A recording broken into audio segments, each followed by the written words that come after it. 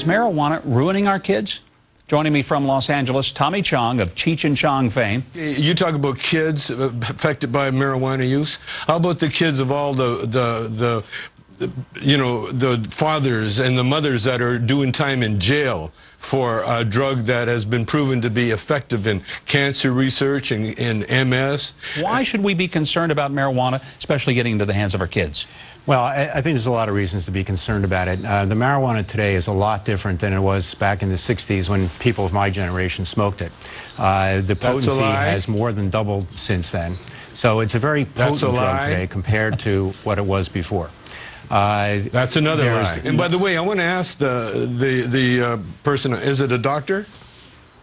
No, not a doctor. Do you smoke? Have you smoked marijuana? I smoked a few times when I was in college back in the 60s, yes. And how did it affect your grades? Well, I just smoked it a few times. The concern here would be having kids smoking it a lot. If we legalize marijuana, the government, excuse me, sir, I gave you the chance to speak. Let me speak. The Food and Drug Administration looked at this, studied it extensively, came out saying that it is not an effective medicine. He mentioned multiple sclerosis. National Multiple Sclerosis Society, 2008, looked at it and said, do not use it if you have multiple sclerosis. There's too many negative side effects. That's another lie. You're getting paid to say what you're saying. Oh, no, I get paid to say it, but I don't get paid to say a particular thing. Yeah, you get paid to say it. You get paid to recite all the lies that has put people like myself in jail. Well, sounds like we've completely come to an agreement here. I really appreciate it. Tommy, we got to go. David, thank you very much. By the way, mushroom farmer is a guy, you keep him in the dark. Let me just say, Chong. We've been giving kids the message, just say no to drugs. So why would a mother convince her 12-year-old to take marijuana? Sounds outrageous, but she says it's for his own good. Is it? Here's Chris Connolly. The minutes of 12-year-old Ryan's day are filled with emotional turbulence and self-destructive behavior, bouts of rage or panic, self-loathing and lethargy. He is living a nightmare, and so is his mother. Judy, how old was Ryan when you started seeing this kind of behavior that troubled you? He was 6 years old. He was in the first grade. Judy Mendoza never imagined that her son would develop such an array of debilitating syndromes, including severe obsessive-compulsive disorder. Open the door! He became completely incapacitated and incapable of functioning in the regular world. A couple of weeks ago, I pulled into the driveway and he came running out of the house, threw himself down on the hood of my car, said, I want you to kill me, I want you to run me down, I don't want to live anymore, I can't take this OCD anymore. What's it like when your son says, I don't want to live anymore? It's the worst thing you could ever hear as a mother. It really is. You want to do anything you can to take your child's suffering away. Judy says Ryan is pathologically afraid of the wind, of the number 6. Ryan was pulled out of school earlier this year and spends much of his day with an aide, playing video games, as he did with me. Wait a minute, I'm bleeding. Whoa, that's not good. Judy says Ryan was treated with a host of drugs and therapies, yet nothing soothed her son. That is what led her to take an astonishing step and give her 12-year-old boy medical marijuana.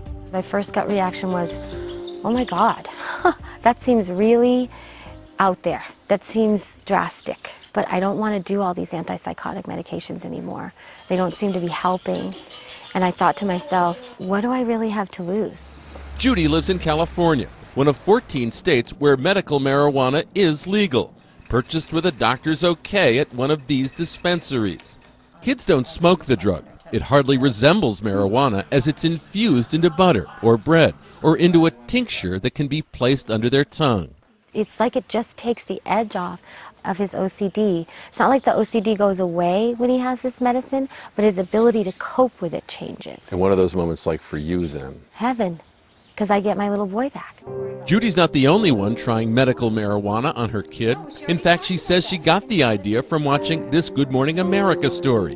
Miko Hester Perez says her 11-year-old, Joey, who has autism, had shrunk to 46 pounds before receiving the drug. I saved my son's life, and marijuana saved my son's life. Severe autism so confounds modern medicine that any treatment might seem understandable. But giving pot to a preteen with OCD? Is that why they call it dope? In what way are you not getting your son high? Well, the tincture that I give him has a very low level amount of THC in it, and that's the psychoactive part of the plant. Judy knew she'd be shocking her friends. You know the culture we live in, though, right? I know. Just say no, gateway drug. What do their faces look like the first time you say you're doing what you're doing? It's like this.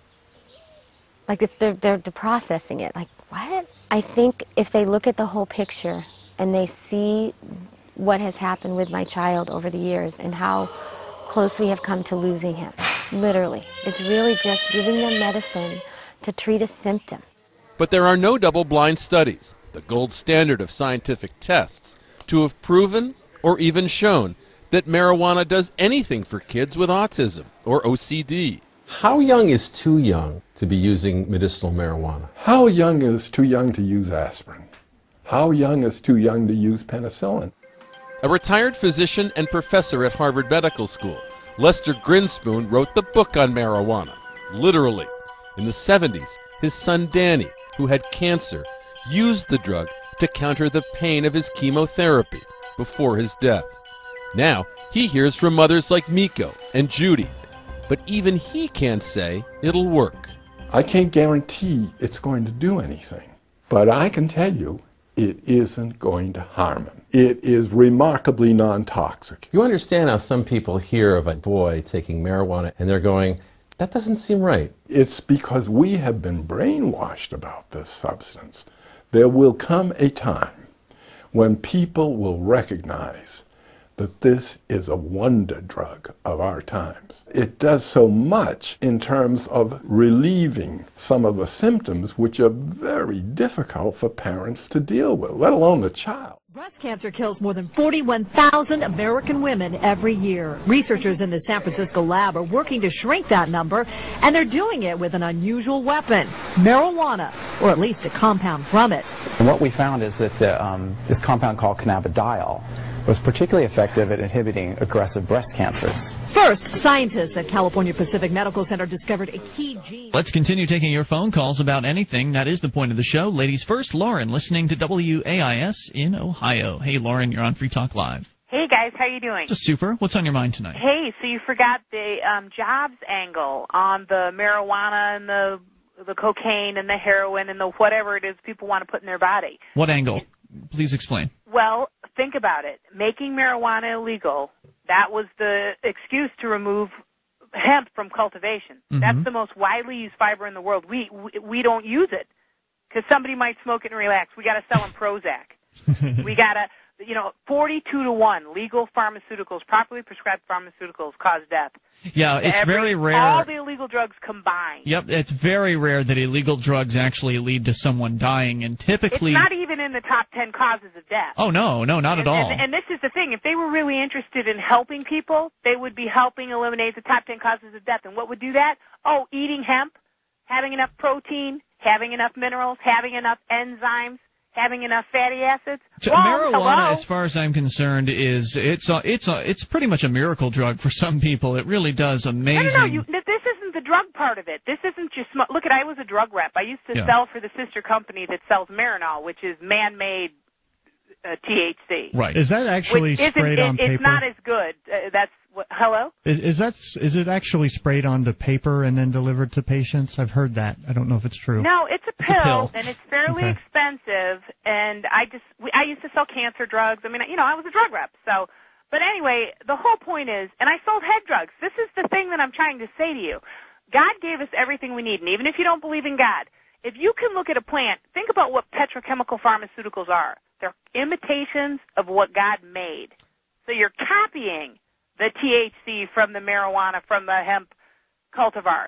Meantime, the cultivar that you use for rope, for plastic, for clothes, for food, clothing, shelter, fuel, steel, 10 times stronger than steel. Remember the old ship Ironsides they just retired last year? 40,000 acres of hemp. Hemp for victory, military. It was Wait a minute. Hemp is stronger than steel? That's a new one on me. 10 times stronger than steel. Remember, Henry Ford made a car of hemp, flax, and linen in 1941. Really? You could run the car. When I think of a hemp car, I think of like Cheech and Chong's first movie where they had that car made out of marijuana bricks. Look it. I teach my children from old books. In 1888, here's a campaign poster from Garfield and Harrison. Harrison was for protecting American production. Across the southern states, it said, protect American corn, hemp, rice, and fruits.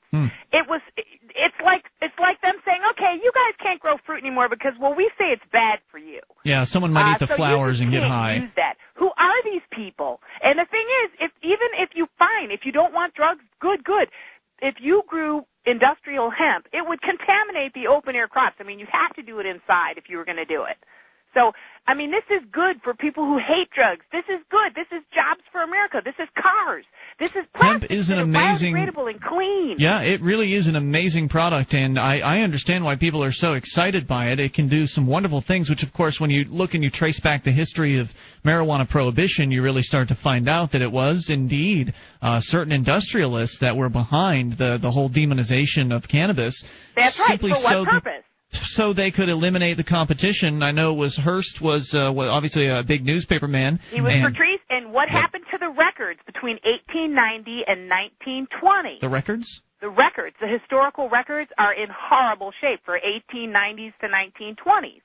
Specifically in regards to what? They started using tree pulp paper instead of hemp. The Constitution was written on hemp. Hemp is sturdy. Hemp jeans last 100 years. It's good stuff. That's why it's the #1 fiber in the world, but Americans, we don't grow it. Who are these people telling us, hey, cut your throat? Criminal Cut gangsters. your arm off. They're criminal gangsters, they're control freaks, and they're sickos. And I thank you for the call. Appreciate the expertise tonight, and I definitely appreciate the enthusiasm. 1-800-259-9231. That's the SACL CAI toll-free line. She's absolutely right about all of that. Yeah, and I'm sure Lauren knows the AMA was actually studying cannabis for a number of years before the 1937 Marijuana Tax Act was passed, and they expected it to replace 50% of the painkillers on the market. They thought that this was an amazing drug that they were looking forward to developing, and when they found out that marijuana, this thing that had been just publicized in the newspapers as this horrible killer drug. Yeah. When they found out that was actually cannabis, what they were studying, they were shocked. Right, because they were calling it by what is essentially a slang term. Marijuana. Came out of Mexico, yeah. Right, marijuana is a slang term for cannabis, which is the actual scientific name. Cannabis sativa, cannabis indica, cannabis, what's the other one? Ritalis, I think. And so cannabis is the actual term, whereas marijuana, pot, all the other names are the slang terms. And so what you're saying is they were confused by the propaganda when they'd heard about this evil marijuana. They didn't even realize the connection. Yeah, and it was a Dr. Woodard who was consulted by the senator before the bill was passed, and he said, absolutely not, you cannot make this illegal. The senator went back and lied and said, oh, no, the AMA's in complete agreement, and it was passed. As we continue taking your calls, Chris is on the line in Florida. You're on Free Talk Live. Hello, Chris. Speaking of all the illicit drugs that people are being charged with possessing, even though they're not dangerous, there was the caller who talked about marijuana being being so therapeutic, or hemp. It cures 5 different types of cancer, and it's the only land foliage with the correct balance of the essential fatty acids, omega-3, 6, and 9. And that's obviously very therapeutic, so that's another good reason to outlaw it. So you're saying more alternatives, good idea. I mean, the medical establishment has worked very hard with the government to prevent a lot of the alternative options from being available and being advertised in the marketplace, and you're saying some of that stuff could really help some people get it out there. You wouldn't like it. Who? We'll give you a hint. He's the governor of California. He's the governor. Hey, Arnold, I have to ask you, Chong said that you and him used to smoke weed together. You know, it's a fallacy. He was right. He was right? Yeah, I mean, you're smoking on a movie. I mean, exactly. When you're done with the government, are you kind of looking back to those days? Looking forward to that? We always had a good time. We know how to enjoy ourselves. All right, that's great. It's not about justice, it's not about agenda, it's not about mobilizing people, it's about dialing for corporate dollars. These two parties have sold the U.S. government and the American people to the highest bidders. drugs are bad because if you do drugs, you're a hippie, and hippies suck.